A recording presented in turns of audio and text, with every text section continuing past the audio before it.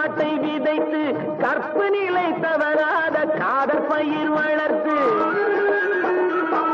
கண்ணியர்க்கும் காளையர்க்கும் கட்டுப்பாட்டை விதைத்து கற்பு நிலை தவறாத காதல் பயிர் வளர்த்து அன்னை தந்தையானவர்க்கு தம் பொறுப்பை விதைத்து பின்வரும் சந்ததியை பேடும் முறை வளர்த்து இருப்பவர்கள் இதயத்திலே